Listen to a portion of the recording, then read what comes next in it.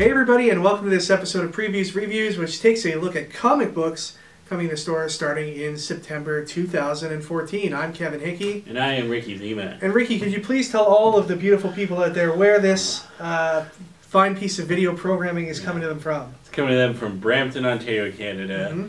The prettiest place in the world. Yeah. This is where it's Sidekick Store, the bluest place I've ever been. The bluest comic store, Yeah. but not blue as in sad. No, as in color. The color. Okay, cool. Previews is the magazine that most comic shops use to order their supply of comic books and other pop culture merchandise out of. There are literally thousands of comic book titles in here, but we can only cover about 6 to 8 of them every month, and that's what this show is all about. So there might be something in here that you're not aware of, that you'd like to have in your hands, but your store needs to know if you want to buy it or not. So go into your local shop, flip through this magazine, and let them know if you'd like something ordered into the store. Ricky, as you know, September is the month of the 3D cover from DC. Yeah, that's right. They're doing all kinds of Futures and 3D covers. They're all going to be one-shots.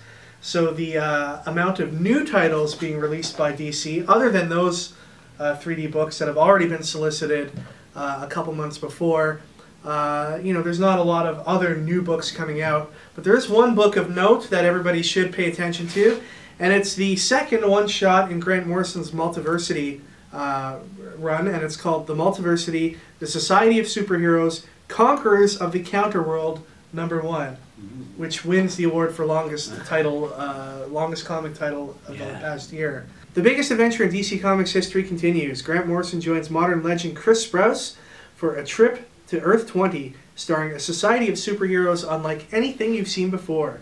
It's pulp superhero action with a postmodern twist. You can't afford to miss it. Who is the demon-like Green Lantern protecting Earth 20? What secret does Doc Fate hold that could save the world? Who are the hand-to-hand and air-to-air combat queens known as the Blackhawks? And what happens when these heroes come face-to-face with their diabolical Earth 40 counterparts led by Vandal Savage for an epic war between parallel worlds? Find out all that and more in this exciting standalone issue, which also acts as Chapter 2 of the overall Multiversity storyline. Join us, if you dare, for the Multiversity. Ooh, fancy. Granted, I'll probably be really confused reading the whole thing. Yeah. But you know what? I'm ready for it. Me too. I'm ready for it too. And, I love this alternate Earth stuff. I love the multiverse in DC Comics. I love when they go and explore other Earths and, other realities and alternate superhero teams and stuff like this. So this is right up my alley. And it's got a pulp twist this time around. Sweet. So that's pretty good. This has also got a bunch of variants with it. There'll be a black and white variant, a variant covered by Fraser Irving, a variant covered by Gilliam March, and a 1 in 100 variant cover by Grant Morrison. A lot of people don't realize Grant Morrison also is an artist as well, but his whole artistic creations have taken a back seat to his written creations over the past couple decades. So, yeah, I think this is going to be a big book. Yeah. Will it outsell the 3D covers? I don't know. We'll see. But time will tell. Yeah. Up next, we have an Image Comics title called Roche Limit #1. Our destiny's in the stars, and I will lead us there. 20 years after this promise, billionaire Langford Skaggard's dream of cosmic exploration is no more. Roche Limit, a colony situated on the cusp of a mysterious energy anomaly, is a melting pot of crime and terrible secrets. When Becca Hudson goes missing, the search to find her will plunge her sister and the cadre of colony's underworld figures into an odyssey that reveals a grim future for mankind. Blending 2001: A Space Odyssey with Blade Runner, Roche Limit is the first part of a bold sci-fi noir trilogy.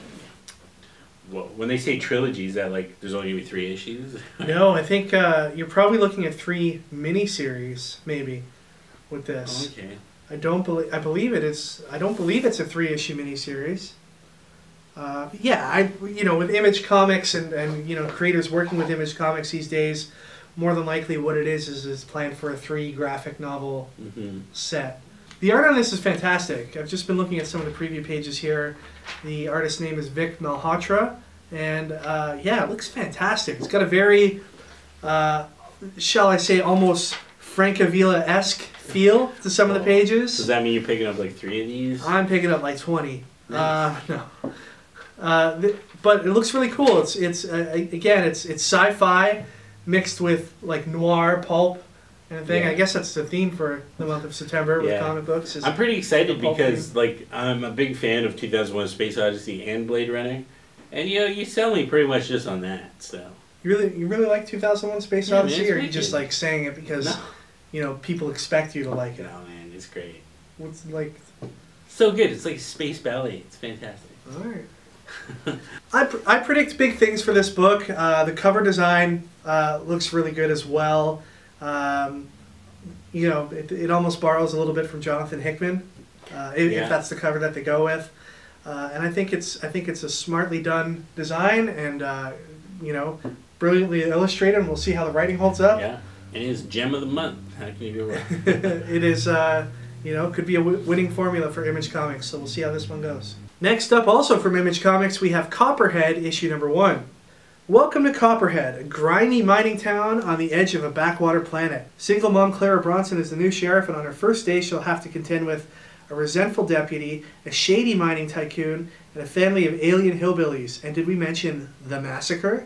Writer Jay Fairber and the art team of Scott Godlewski and Ron Riley bring you this gritty 24th century western with an extra long first issue for the regular price of $3.50. All right, so Here we go. Space colony again. Basically like Firefly 2. Yeah, kind of like a western feel to space. It's gone a little further bit back from the theme of pulp this month. It's got a little bit further back in history, reaching into the western genre.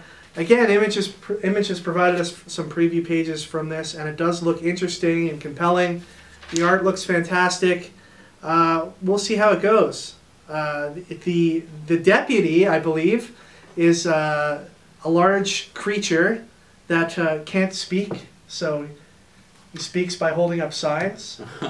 Interesting. That's what it looks like here.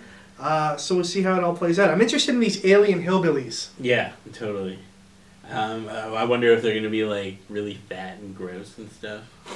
Probably. Wait, are you saying hillbillies are fat and gross? No, I'm just saying. To our hillbilly viewers out there, I sincerely apologize. Do they have internet? The opinions of Ricky Leva on the Hillbilly Society is not reflective of the opinions of Stadium Comics. No, his opinions are his own. And to our hillbilly overlords, I welcome you. That's true.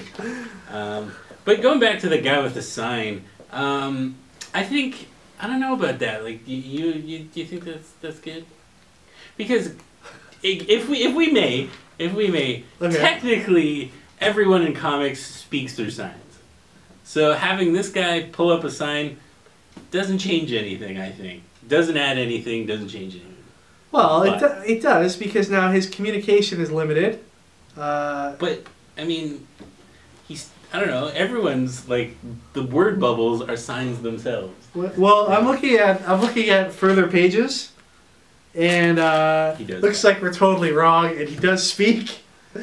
This is what happens when you're only going by preview pages. I guess the holding of the sign is more of a thing like, "Hey, I'm here to pick you up," like you go to an airport. All right. Well then. But if I may. He did spell sheriff wrong, so he's definitely got some issues there that need to be addressed. So, well, then I retract my statement. And if there was a comic that used a guy who spoke in signs, that wouldn't make any sense. Now, are you prepared to retract your statement about hillbillies at all? No. Okay. All right, up next we have quite possibly the greatest book to ever see publication. Greater than Deep Sea or Black Hole Hunters Club? The greatest on Image comic. Okay. We have God Hates Astronauts #1. Ryan Brown's farcical cult sensation returns with a new story, perfect for new readers. A NASA-funded group of arrogant super people must stop a rash of farmers that have been using rocket-powered silos to launch themselves into outer space. As these astro farmers fire themselves all over the galaxy, NASA must utilize their every resource, a guy with a ghost cow head, a bunch of magic bears, and a Chicago cop with robot arms to avoid an intergalactic incident. God Hates Astronauts. Last year, New York Comic Con, we met Ryan Brown at the Image party, and I was like, "Hey man, what's going on?" He was like talking to us for a bit, Then the next day, we went and I checked out his book, God Hates Astronauts. He gave you a lot of good advice about Kickstarter campaigns, actually. Yeah. He ran a really successful Kickstarter campaign for the first God Hates Astronauts. Mm-hmm. Yeah, it was like huge. And that ended up getting picked up by Image Comics after the fact. And it was a funny book, man. The best thing in the first God Hates Astronauts was the guy who just gets like his head pummeled in, and then for the rest of the book he has like this huge swelled head that until his head pops and he turns into the guy with the ghost head. Yeah, it's amazing. But this book is like, when I was reading, I was like, what the hell's going on? But it was like so good. It's full of awesome pop culture references as well. There's characters that are used in the book that are pretty funny, and only the mind of an insane person could come up with them. Yeah. And characters from history are involved. And he's got covers by Jeff Darrow, which is crazy. So I mean, I pick up just for the covers. Good thing that the actual comic is awesome too. Yeah, so I strongly recommend picking this up. I know Ricky does as well, and pick up the graphic novel. Yeah. For the first volume. All right, we can't talk about comic books coming out in September without talking about the adamantium laced elephant in the room. What? I don't know. I went for it. That and that is Death of Wolverine, which is coming this September. It's a 4-issue event that will be released over the 4 weeks in September, over 4 Wednesdays. And it all starts with Death of Wolverine #1. The regular covers for Death of Wolverine #1 will be, and I quote, rendered with weapon-etched hollow foil. What do you think that means? Maybe they had a guy with a samurai sword who like etches in it. Do you think it's going to have like claw marks, and the claw marks will be like in foil? I don't know. Maybe. Hollow foil. So not only is it foil, but it's going to be like holographic, some sort. I'm expecting like you're gonna lay this cover down in front of you, and Tupac's just gonna come out from the comic and start rapping. So it's the beginning of the end. 3 Months to Die ends here. 3 Months to Die, the loss of Wolverine's healing factor, all led to this, the single most important X-Men event of the decade. Logan has spent over a century being the best there is at what he does, but even the best fade away eventually. Over the years, Logan has been a warrior, a hero, a renegade, a samurai, a teacher, and so much more. But now the greatest X-Men hero will play a role he's never played before in the special weekly event brought to you by industry superstars Charles Soule and Steve McNiven. All right, this book's going to have a ton of variants. We were selling Death of Wolverine collector's packs on our website, but the deadline's passed on that. Missed out. Sold a bunch of those. We've got the Scotty Young variant. We got the Deadpool Memorial variant. We've got something called the Mortal variant for this book, which basically what we had to do to get it was when Wolverine issue #1 of this current volume came out, they sent a notification to all retailers that any unsold copies of Wolverine #1 could be returned at somewhere down the line for a special event that they were doing with Wolverine, which we didn't know at the time was the death of Wolverine. But you could return the covers, 2 covers for 1 special variant, and that's going to be called the Mortal variant, and that's by Ed McGuinness. And the Ed McGuinness Mortal variant pays tribute to his cover for Death of Ultimate Spider-Man, where it's kind of like Spider-Man's sitting down, slumped over with his grave behind him. Well, that's what the Mortal variant for Wolverine looks like. So that's going to be a really rare variant to get as well, because stores had to basically send 2 books to get 1 back. We got a variant by Alex Ross, and then there's 1 in 300 and 1 in 500 variant even for this. So it's going to be a pretty major event. The question is, Ricky, how long is Wolverine going to be gone for? This can't be permanent, right? I don't know. I mean, deaths in comic books are anything but permanent. Yeah, he's going to wake up the next day and be like, it's me. Yeah, that's it? That's pretty It's going to be like Superman, where he was just sleeping. Well, his healing factor's done. It'll come back. So it's going to take something to bring him back. But, with Marvel, you can always work something out with a cosmic cube, or, throw Scarlet Witch into the equation. Just new #1, they're like, whatever. Yeah, and they'll have, like, the whatever variant. They'll have maybe, like, Deadpool, or they'll have, like, Wolverine in Hell. And then he'll like strike a deal with Mephisto or something and come back. Right. Okay, so you know the how and why he dies, as well as the how and why he'll come back. That's what the story is here today. Yeah. All right. All right. So finally, we have the Spider-Verse that's coming out in September. We stand at the precipice of the edge of Spider-Verse. The biggest event in Spider-Man history is coming, and the madness starts here. Get your first look at some of the Spider-Men and women of Spider-Verse in this prestigious Edge of Spider-Verse miniseries spanning multiple universes and featuring the work of some of the industry's finest creators. And don't miss the special Edge of Spider-Verse tie-in issues of your favorite ongoing series. So what is that, like Spider-Verse 1, 2, and 3 for September? Yeah, September you've got Edge of Spider-Verse 1, 2, and 3. You've also got Superior Spider-Man 33, which, by the way, yeah, Superior Spider-Man is back for issue 32 and 33. I guess it kind of makes sense because it's like the Spider-Verse spanning all universes, so it's like technically a universe where Doc Ock was still Spider-Man. Exactly. And then we've got Amazing Spider-Man 7 and 8 and Spider-Man 2099 number 5. So it's going to cross over with pretty much all of the Spider books, plus have that mini-series, Edge of the Spider-Verse. A lot of people are really excited about this. Interesting here, though, like, again, every month it seems that all these themes kind of like come about at the same time. We've got a multiverse going on here with Spider-Man universes. Grant Morrison's handling the multiverse on the DC side. In Edge of Spider-Verse issue number 1, we've got Spider-Man Noir coming back. So a lot of people are excited about Spider-Man Noir. Maybe it's just one giant company, and then they just have branches, DC and Marvel.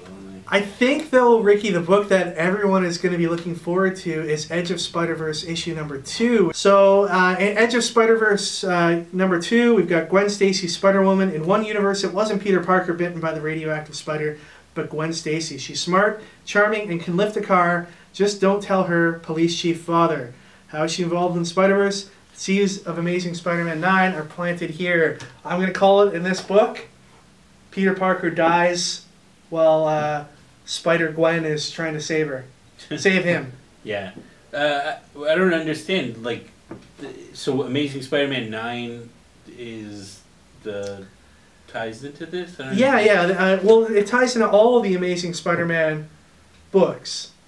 The Edge of Spider-Verse, you know, it's a crossover event. Okay, yeah. So you got Amazing Spider-Man books, Spider-Man 2099 books. Everything is all. So then that Edge of Spider-Verse is in the normal continuity, or is Amazing Spider-Man, like, I'm confused. The Edge of Spider-Verse is alternate realities, but I'm guessing what's going to happen is when Spider-Verse goes into the regular monthly ASM titles, that you're going to start seeing a lot of these characters bleed over.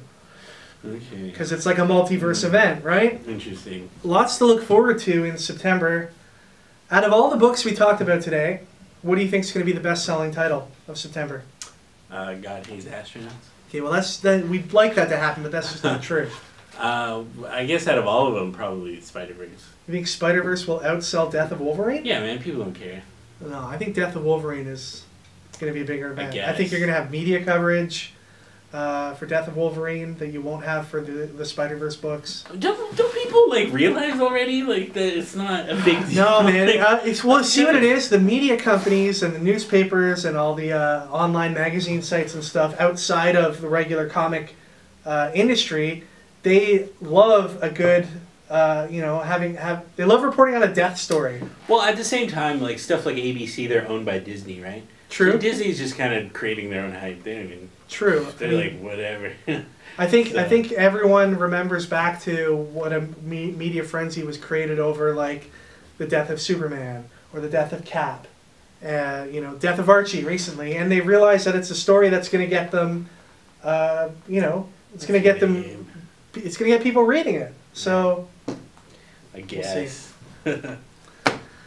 That is it for this month's comics. Like we said, there's a ton more. Last issue of Superman Unchained, for example, coming out in September. Supposedly, that might get delayed, like the other books have. We'll have to wait and see. But yeah, have a look through the previews magazine. See if there's anything in there that strikes your fancy, something that your comic shop maybe normally wouldn't get into the store. The main thing with comics is you show them the greatest support, and you show the creators of those comics the greatest support when you pre-order their books, because that means that someone's interested in their work and it's going to get sold, and that's what comics are all about. Join us next time when we take a look at collectibles coming into stores starting in September 2014. We'll see you all next time.